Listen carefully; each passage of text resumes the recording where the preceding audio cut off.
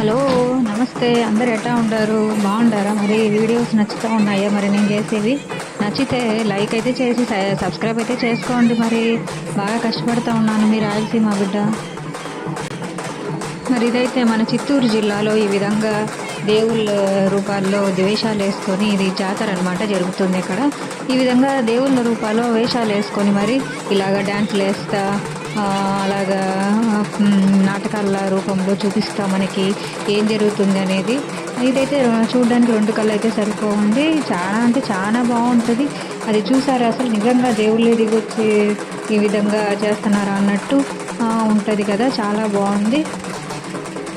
Video అయితే పూర్తిగా అయితే చూడండి, మరి బాగుంటుంది.